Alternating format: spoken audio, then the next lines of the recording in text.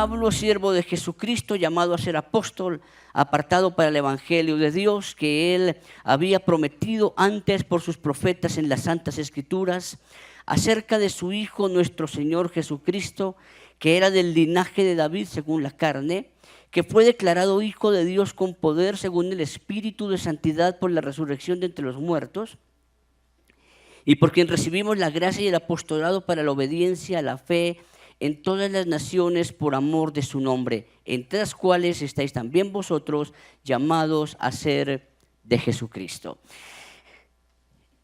El propósito eterno, supremo e inalterable de Dios era tener una familia de muchos hijos semejantes a Jesús. Y usted se acuerda que en esa eternidad, el pastor lo ha dicho, voy a repetir unas cuantas cosas que ya hemos escuchado del pastor. En la eternidad, y más o menos por lo que las escrituras nos permiten percibir, Dios el Padre vio a Jesús y lo vio muy hermoso y dijo: quiero tener una familia de muchos hijos que se parezcan y sean tan hermosos como Jesús. Y entonces en esa idea que el Padre tuvo, entonces Él determina muchas cosas desde la eternidad.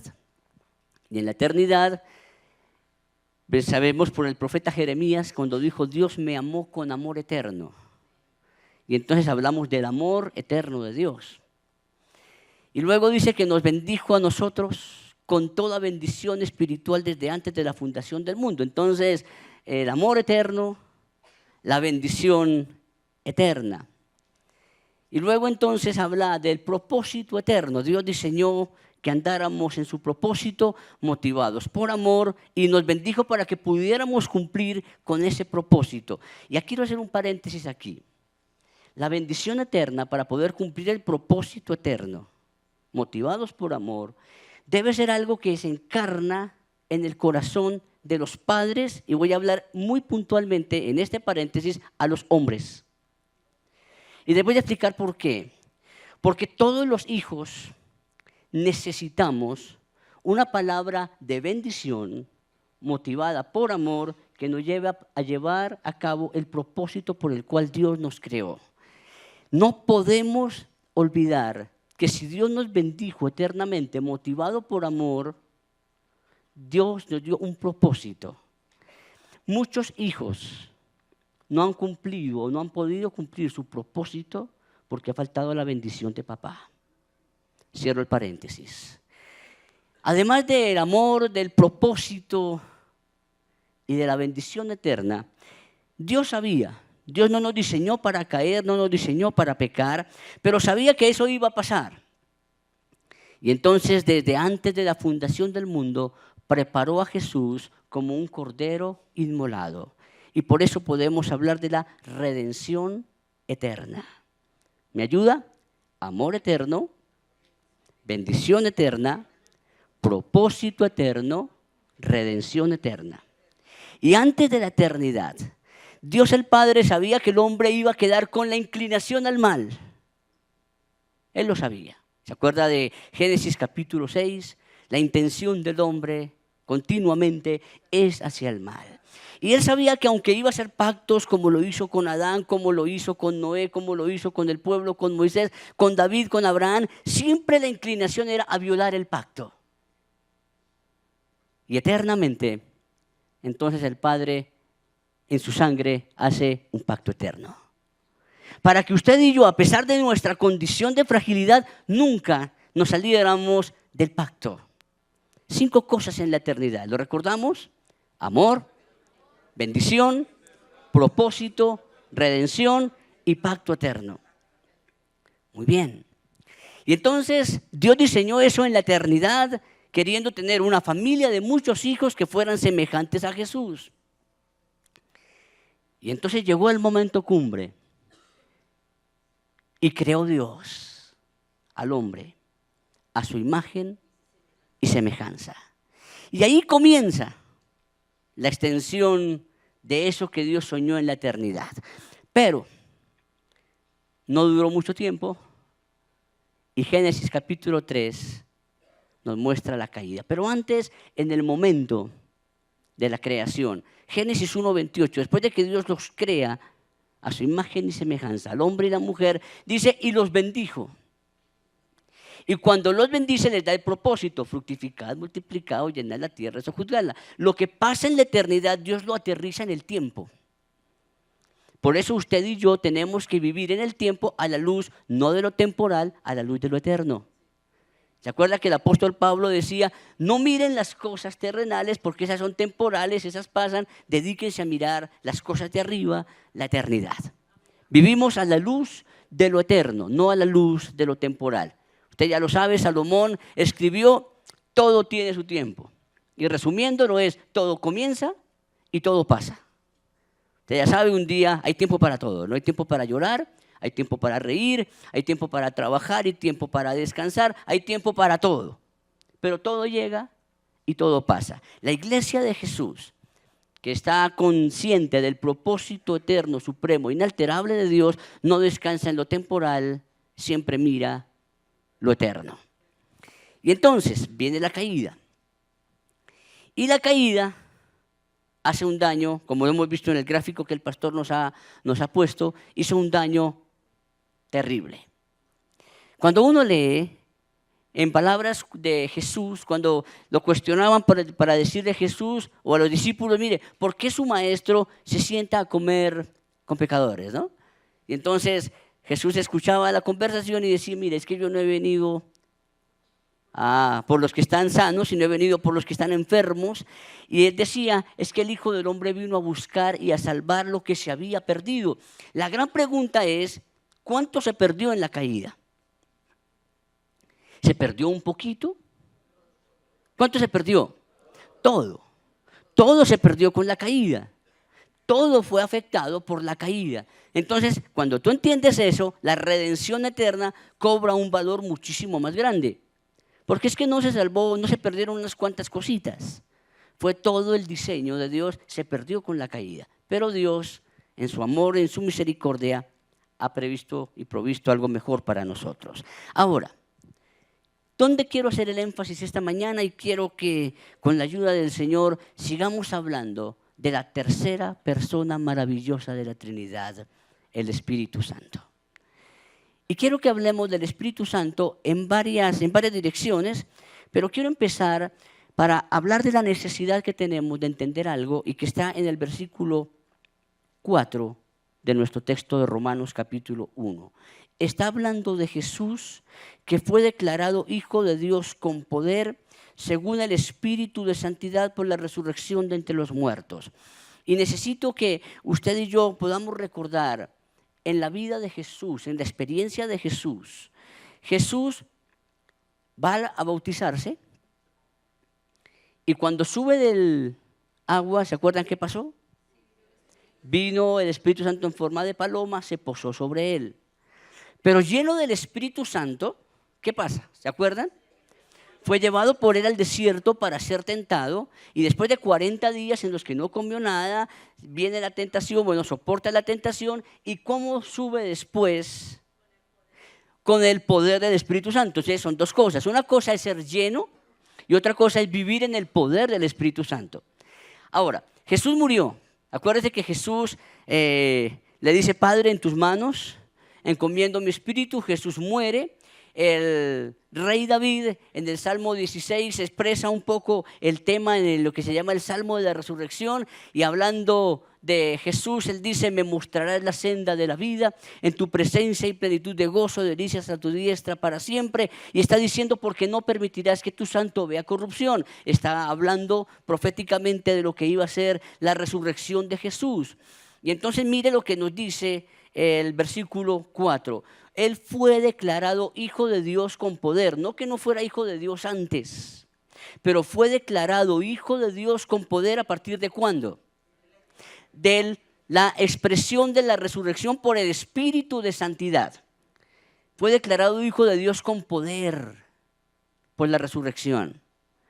Cuando usted y yo leemos el Salmo capítulo 2, y escuchamos y leemos en el capítulo 2 que el Padre le dice al Hijo, tú eres mi Hijo, yo te he engendrado hoy, pídeme y te daré por herencia las naciones. No es simplemente un acto ahí, es el acto de la resurrección por el cual Jesús después diría, Toda autoridad me ha sido dada en el cielo y en la tierra. Por tanto, vayan y hagan discípulos. Pero es el Espíritu de santidad el que levantó a Jesús de los muertos. Pasa por un momento difícil de tentación y sube en el poder del Espíritu Santo. Pasó por la muerte y se levantó en el poder de la resurrección por el Espíritu de santidad. Jesús nunca cedió a la tentación. Usted y yo hemos sido llamados en el propósito eterno, supremo e inalterable de Dios a ser una familia de muchos hijos semejantes a Jesús. Usted y yo hemos sido llamados a reflejar a Jesús. Pero definitivamente, mientras usted y yo no entendamos el concepto de la santidad de Dios, usted y yo no podemos ser semejantes a Jesús. Cuando usted y yo pensamos, y lo hemos dicho tantas veces, ¿qué haría Jesús en mi lugar? Y queremos imitar a Jesús. Pues usted y yo debemos recordar que Jesús fue tentado en todo según nuestra semejanza, sin pecado.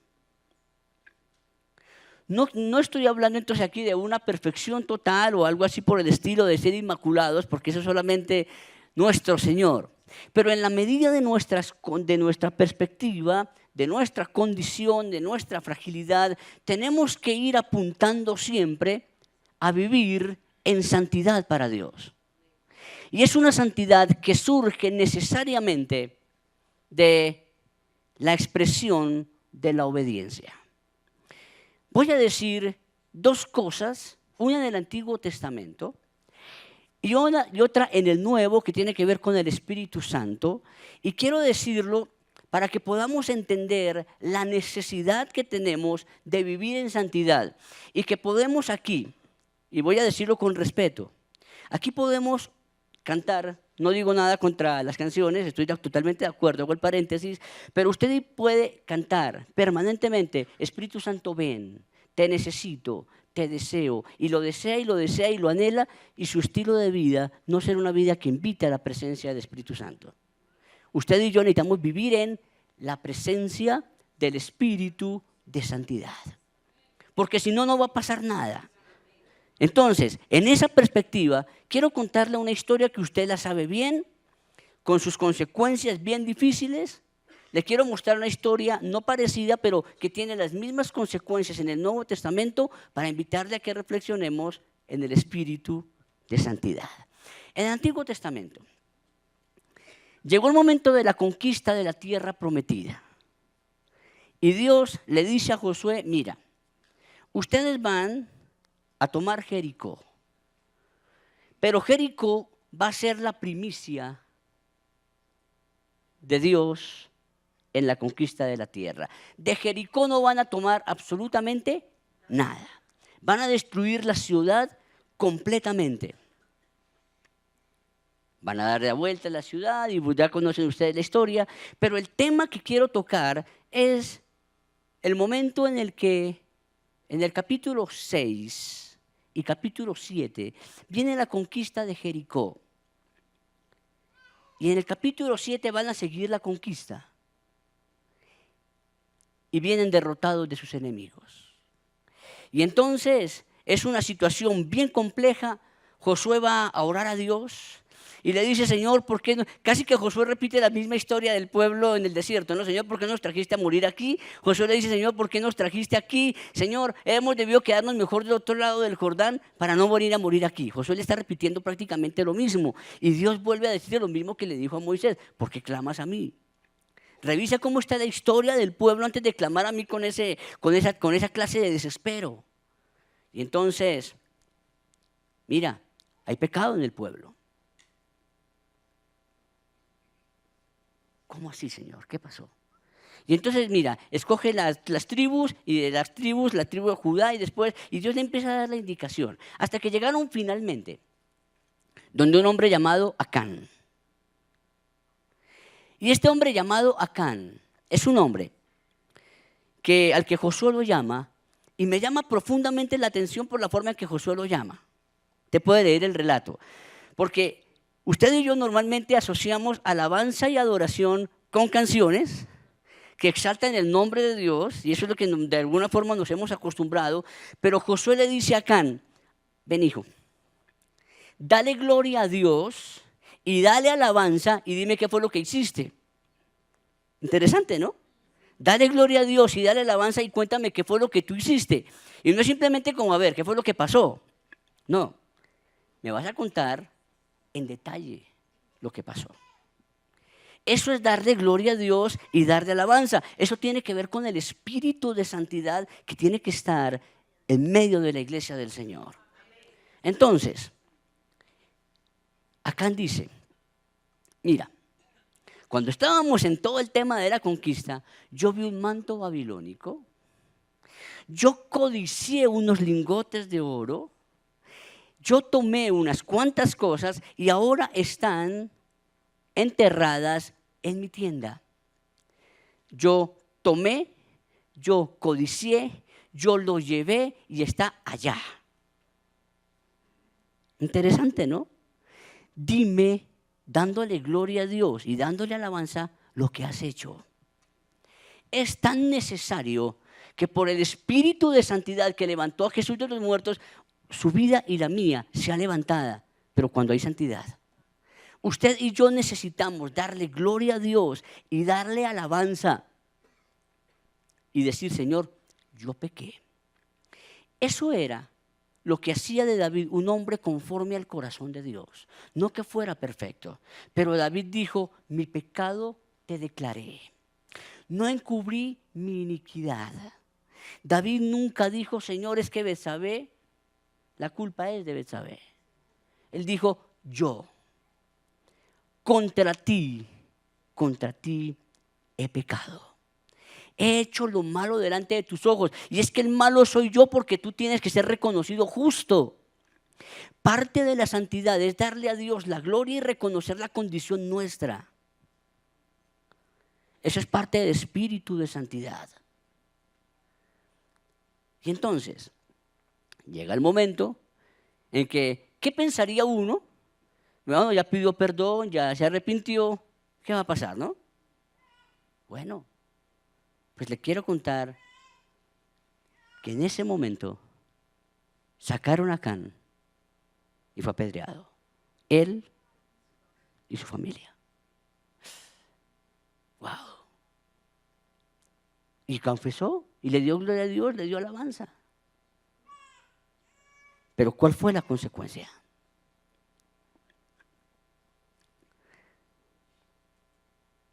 La iglesia del Señor necesita volver al espíritu de santidad. Quiero que tú sepas, y obviamente vamos a hacer una comparación adelante, pero quiero que lo tengas en cuenta, porque así como la palabra dice, el pecado te alcanzará, acá lo alcanzó, hay pecados que nos alcanzan. Tu pecado no confesado puede alcanzar a tus hijos.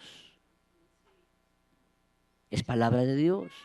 Y tenemos el perdón de Dios y somos parte del propósito eterno, supremo, inalterable de Dios, pero eso no quiere decir que no debemos caminar en la santidad y justicia de la verdad.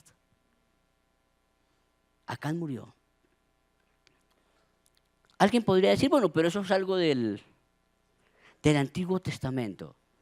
¿Usted se acuerda en el Nuevo Testamento la historia de Ananías y Zafira? Ellos ya vivían bajo el tiempo de la gracia. Pero ellos tuvieron dos errores demasiado grandes. Dice las Sagradas Escrituras, ¿y por qué no lo leemos?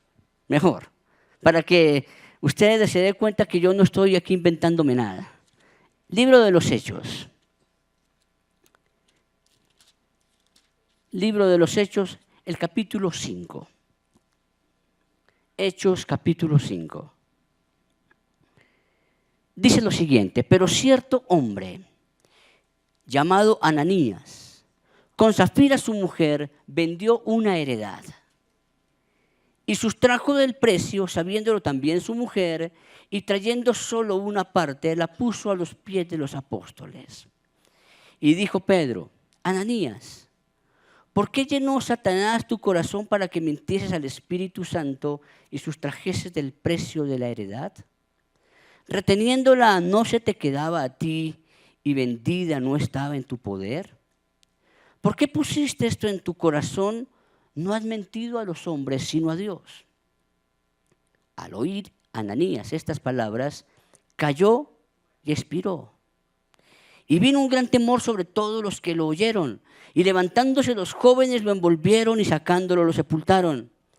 Pasado un lapso como de 3 horas, sucedió que entró su mujer no sabiendo lo que había acontecido. Entonces Pedro le dijo, dime, ¿vendiste en tanto la heredad? Y ella dijo, sí, en tanto. Y Pedro le dijo, ¿por qué convinisteis en tentar al Espíritu del Señor? He aquí a la puerta, a los pies de los que han sepultado a tu marido, te sacarán a ti. Y al instante ella cayó a los pies de él y expiró. Una historia de Acán en el Antiguo Testamento que uno diría, pero es que violó la ley y ahorita que estamos bajo la gracia, entonces dejemos a Acán a un lado. Ahora nos enfrentamos con Ananías y Zafira, que están en el tiempo de la gracia, con una doble situación. Pedro le dice a Ananías, ¿por qué permitiste que Satanás te llevara a mentir al Espíritu Santo? Y luego le dice a Zafira, ¿por qué convinisteis en tentar al Espíritu Santo? Quiere decir que cuando hacemos cosas que afrentan la presencia del Espíritu Santo, que lo contristan, que lo apagan y las cosas que ya sabemos que no debemos hacer contra el Espíritu Santo, estamos haciendo dormir al Espíritu de santidad. Y las consecuencias no se hacen esperar. Porque Dios declaró todo lo que el hombre sembrare, eso también segará. Eso es una ley de la naturaleza. Si usted siembra mangos, recoge mangos, pero es una ley del reino. No os engañéis, dijo el apóstol Pablo, Dios no puede ser burlado. Todo lo que el hombre sembrare, eso también segará. Entonces, necesitamos volver en una profunda e íntima comunión con el Espíritu de santidad. Usted y yo podemos leer diferentes formas de actitudes, si me permite decir lo que el Espíritu Santo nos da. Por el Espíritu Santo recibimos una actitud de poder, de amor, de dominio propio. Por el Espíritu de Dios, usted y yo tenemos una actitud de reconocer que somos hijos adoptados, y es el espíritu de adopción. Por el Espíritu Santo, usted y yo podemos recibir una actitud como la que estamos invitando a que busquemos el viernes, un espíritu de gracia y de oración. Y lo necesitamos permanentemente. Pero definitivamente, mis hermanos, recuérdelo, sin santidad nadie verá al Señor. Es tan importante que usted y yo recobremos la santidad. Y le voy a decir algo. Esa santidad que usted y yo debemos recobrar tiene que ver con que usted y yo vivamos a la luz de una sola palabra. Y se llama obediencia. Usted y yo no tenemos obligación de entenderlo todo. Usted necesita, al igual que yo, simplemente hacer caso. Es lo que nuestros hijos en la casa necesitan. Papá, es que tú no me comprendes. Es que no tengo que comprenderte, tú tienes que hacer caso. Es así de sencillo. A veces los cristianos somos iguales de adolescentes en nuestra vida cristiana. Señor, es que si tú me comprendieras, no, es que yo no te mandé a comprender nada. Yo te mandé fue a obedecer. Entonces, ¿cómo recobramos el espíritu de santidad? Si hemos perdido la comunión con el espíritu de santidad, ¿cómo la recobramos? hijo mío, dale gloria a Dios, dale alabanza y dime lo que has hecho. Si lo quiere leer en el Nuevo Testamento, entonces el Espíritu dice a las iglesias diciéndole lo siguiente: por tanto, arrepiéntete, mira dónde has caído, haz las primeras obras y vuelve a comenzar. Es lo mismo, Antiguo y Nuevo Testamento. Es darle gloria a Dios y darle alabanza y caminar como Dios quiere. En algún momento de la vida, de nuestra vida, le hemos dicho no al Espíritu de verdad, no al Espíritu de vida, no al Espíritu de gracia. Le hemos dicho no al Espíritu de santidad en algún momento. Y a veces pedimos, Señor, ¿y por qué no me llena? ¿No? ¿Y por qué no? ¿Y por qué no? Dios quiere hacerlo y lo va a hacer cuando esa familia de muchos hijos semejantes a Jesús sean como Jesús. Y entonces, claro, yo tengo que reconocer la inclinación que tengo hacia el mal. Yo la tengo y fallo y la embarro, me equivoco, peco, pero no puedo dejar que, aunque esa sea mi condición, sea lo que me gobierne, porque ya no soy esclavo del pecado. En la carta a los Romanos, Pablo está enfatizando la gracia, el perdón, la misericordia. Y entonces, donde abunda el pecado, sobreabunda la gracia. Entonces decían los opositores de Pablo, entonces pequemos. Y pequemos harto para que haya más gracia. No. Pablo dice no. Y fue lo que leyó mi hermano en Romanos capítulo 6. Ya no somos esclavos del pecado. El pecado, que es una realidad en nosotros, ya no nos gobierna. Y cuando de alguna estamos como en esa tendencia que usted sabe que de vez en cuando como que se alborota esa tendencia al pecado, entonces ¿qué tiene que hacer usted? Según 1 de Juan capítulo 1 versículo 9, si confesamos nuestros pecados, Él es fiel y justo para perdonar nuestros pecados y limpiarnos de toda maldad. Porque Él conoce nuestra condición, decía el salmista en el Salmo 103, Él sabe nuestra condición y se acuerda que somos polvo, así somos.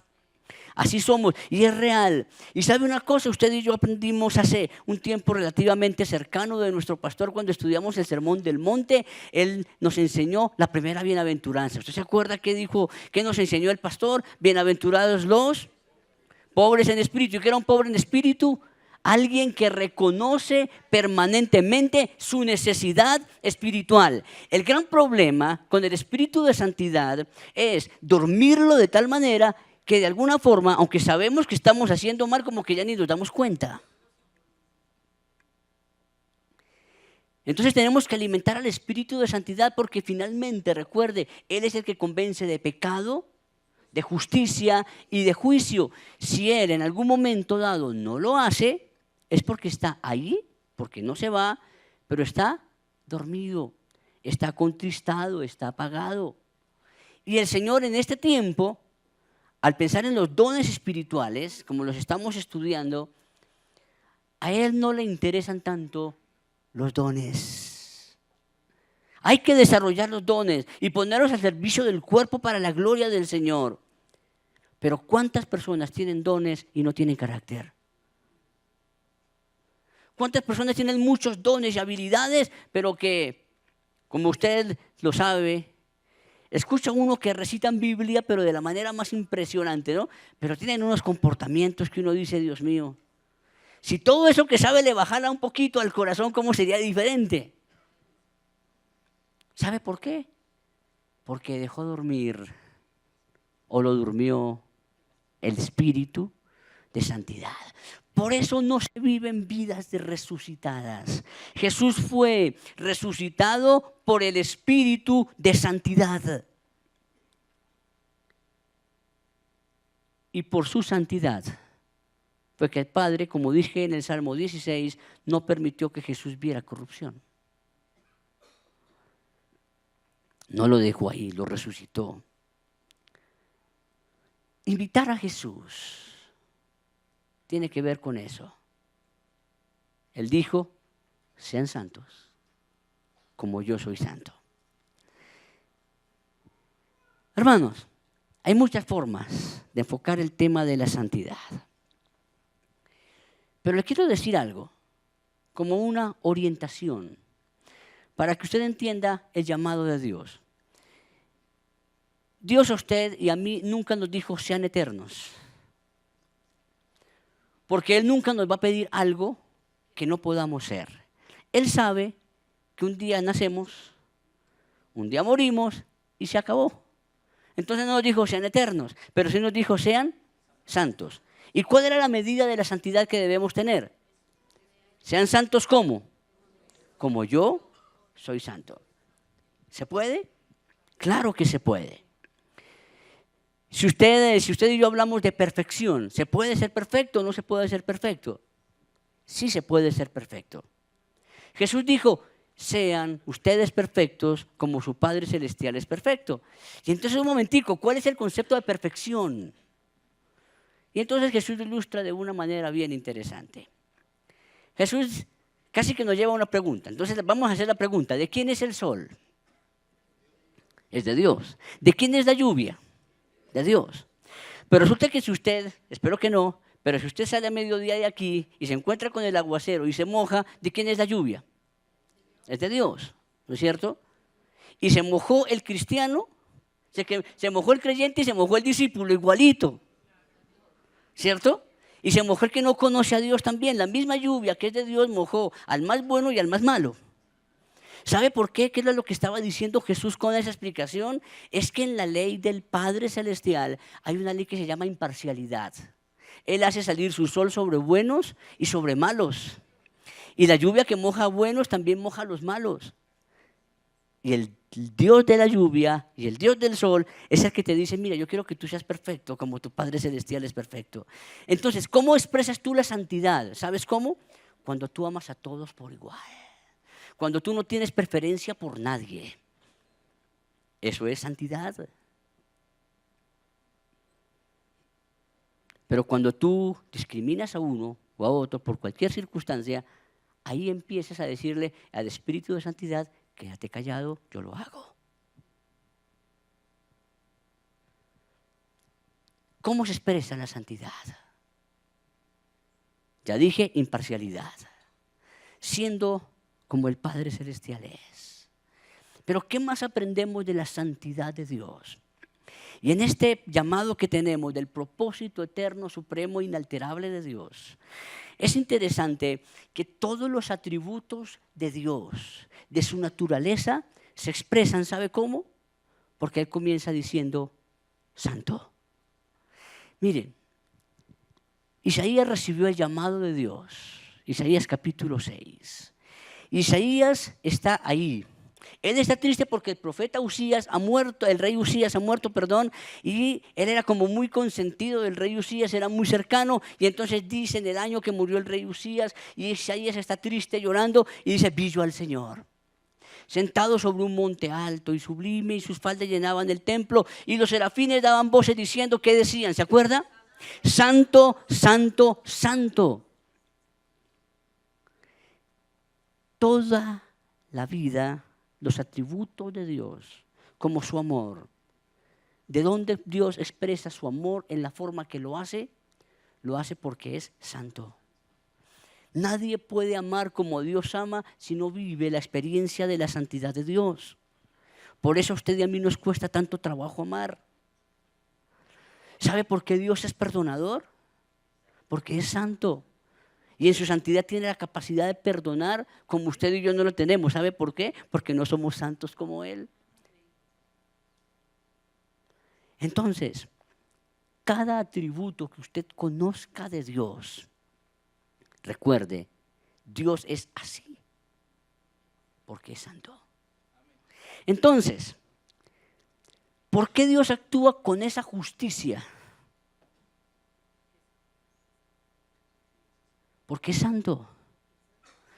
Cuando usted y yo cuestionamos la justicia de Dios del por qué pasa esto, por qué pasa lo otro, o por qué a mí, para no ponerlo tan lejos, debe recordar que Dios es santo y que eso que a usted le está pasando, o eso que usted está viendo, es el resultado de su vida, de su familia o de una cultura que le ha dicho no al espíritu de santidad. Es un tiempo, mis hermanos, en los que Dios quiere mostrarse a nosotros. El apóstol Juan, en Apocalipsis, tiene la experiencia de ver al Hijo de Dios. Y también describe cómo lo vio, sus ojos como llama de fuego, una espada aguda salía de sus labios y está hablando la descripción de Jesús. Y cuando él está haciendo la descripción de Jesús, el Padre en su misericordia le muestra las 7 iglesias. Y de pronto le hace una invitación fascinante. Juan, ven acá, sube y yo te mostraré lo que va a suceder después. Porque Dios está ávido de revelar su palabra a sus siervos. Porque Dios está anhelando mostrarnos cosas nuevas y renovar nuestra vida cada vez. Ven, sube acá, yo te voy a mostrar lo que va a pasar. Y Juan sube y lo primero que ve es que en el cielo hay un trono. Y cuando él ve el trono de Dios, en el trono hay uno sentado. El trono no está vacío. En el trono hay uno sentado. Y la adoración de los seres vivientes. ¿Y qué dicen los seres vivientes? Santo, santo, santo. Y otra vez, cualquier cosa que venga de la presencia de Dios tiene que venir de su santidad. Dios no le mostró a Juan su gloria basado solamente, por ejemplo, en su amor. Hubieran podido decir amor, amor, amor. Nuestro Dios es amor. Hubiera podido decir justicia, justicia, justicia y decir Dios es justo. No, lo que primero vio Juan fue la santidad de Dios. Y por la que vio la santidad de Dios, se dio cuenta de todo lo que pasa en Apocalipsis 5, 6, 7, 8 hasta el 21. ¿Qué se estaba manifestando en Apocalipsis sino un Dios santo? La iglesia de Jesús necesita volver a la experiencia del Espíritu de santidad. Hijo mío, ven, acércate, dale gloria a Dios y alabanza y dime qué es lo que has hecho. Hermanos, ¿dónde has perdido el camino? ¿Dónde se perdió el rumbo? ¿En qué momento? Haz las primeras obras y vuelve al espíritu de santidad, porque ese espíritu de santidad fue el que le dio vida a Jesús. Y como somos semejantes a Jesús y queremos seguir creciendo en la semejanza de Jesús, tenemos que volver al espíritu de santidad para que podamos ser resucitados de los muertos. Padre, queremos volver a ti en esta mañana. Señor, nos reconocemos nuestro pecado. Señor, tenemos que ponernos de pie y escuchar a tu Espíritu decir, ven, ¿dónde fallaste? ¿En qué momento descuidaste?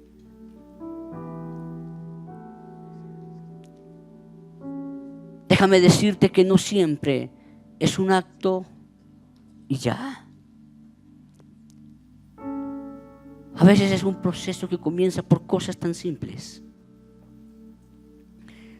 Yo quiero que tú se lo digas al Espíritu Santo esta mañana. Y tal vez tengas que decirle, como dijo el himnólogo en algún momento, poco a poco descuidé lo que tú me habías dado. Sin darme cuenta regresé. Todo se oscureció y yo volví al pasado, en una circunstancia, en 2, en 3, en toda tu vida. Esta mañana el Espíritu Santo te está diciendo, ven. Y por eso estamos aquí, Espíritu Santo, para decirte, inúndanos con tu fuego. Para decirte, bienvenido, Espíritu Santo. Pero no solamente como un acto, tal vez emocional. Te decimos, Espíritu Santo, bienvenido, para que tomes el control. Para que seas tú el que me guíe. Espíritu Santo, venimos en esta mañana porque nosotros reconocemos nuestro pecado, nuestra maldad y nuestra necesidad espiritual. Espíritu Santo, nosotros te necesitamos. Reconocemos que muchas veces, aunque somos cristianos de hace mucho tiempo, reconocemos, Espíritu Santo, que somos huérfanos. Hablamos del Padre Celestial, pero no conocemos al Padre. Cuando Jesús dijo, no los dejaré huérfanos, el Consolador vendrá a vosotros.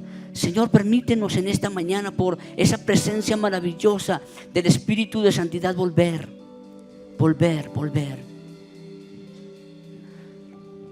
al gozo del primer amor. Permítenos volver en pasión por la oración. Permítenos volver en pasión, en amor por tu presencia. Que haya más que un conformismo con un devocional diario, que haya una búsqueda intensa de ti. Señor, me atrevo a decir que el tabernáculo de la fe está pasando por un momento de renovación espiritual. Y queremos ser levantados, pero en el poder de tu Espíritu Santo.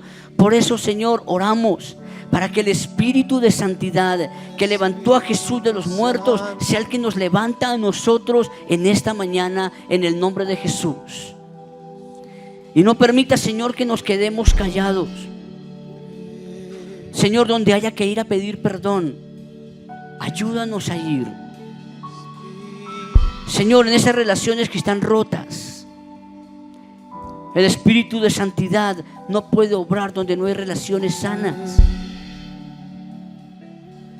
Espíritu de santidad, revélate donde hay amargura, donde hay resentimiento. Espíritu de santidad, revélate donde hay codicia.